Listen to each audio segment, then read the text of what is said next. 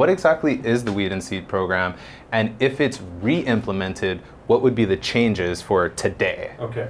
The idea is you identify a geographic area, you go in and talk to the community, and you ask them, what are your big crime problems?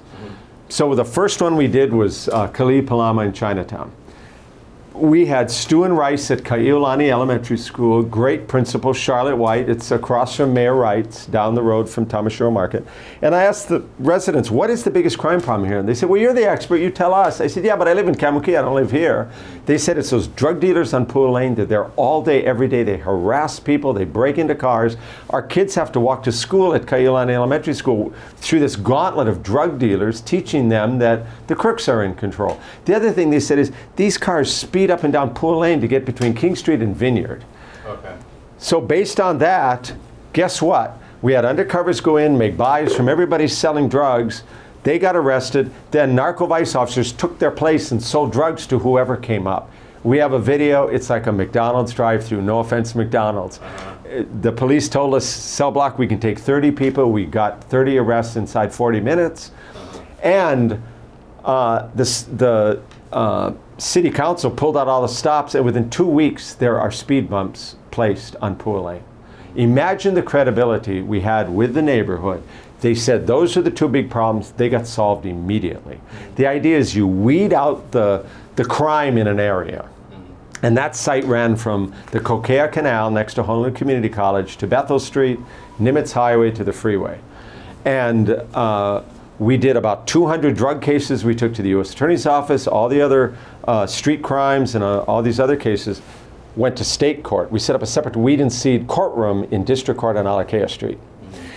The net result of all, and the seed efforts paid off too.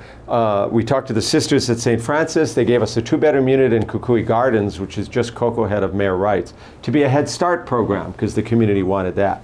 We got Sports Authority donating bats, balls, and gloves. And we set up an after-school sports program at Kaiulani Elementary. Liliuokalani Trust paid for an hour of tutoring before the custodian who ran the program got off work. And we set up a Weed and Seed house at Mayor Wright Homes. The net result of all these things working together, the effort I led to a reduction in crime of 70% in Kalihi, Palama, and Chinatown in 3 years. We're talking 3,000 felonies down to 750. We're talking 7,600 misdemeanors down to 2,300. It changed the character of both neighborhoods. The Samoan families and Mayor Wright started sleeping on their mats outside again. Crime stopped there. And in Chinatown, businesses could open. At the time, local people were afraid to park their cars, go down there, the car would get vandalized, they might get harassed. It's getting like that again now. It is getting like that again, but all these hipster restaurants, bars, art exhibits could thrive and flourish. You're absolutely right, it's back.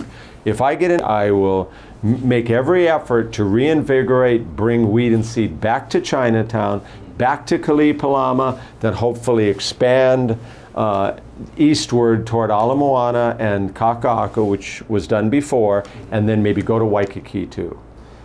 You want to know something really stupid? I've been licensed as a bail bondsman since 2004, and I always saw, what is this Weed and Seed thing? I always thought it had to do with marijuana, weed, and I didn't know it's weed out the crime. I was like, what are they talking about, weed and then the seed? Is this like a drug diversionary thing? I so got that wrong. Yeah.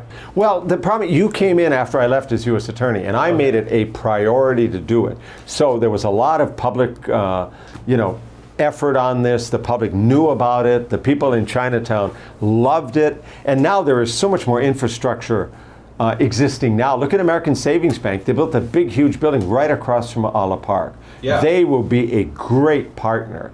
The security guys are former HPD there. There are all these restaurants that are paying us private security to help them with security. You know, if we can get this started, the residents will find it safer, the businesses will find it safer too. I think we can even help a number of the homeless folks, because a bunch of them, they have drug and alcohol problems. Well, we have successful strategies like drug court, like mental health court, like Hope Probation. They're miserable, they get victimized all the time. I think we can both help them with their drug and alcohol, mental health issues, and get them out of some per merchant's doorway in Chinatown where they're living and defecating and making it impossible for that merchant to be successful. I think it's a win-win. when we do that.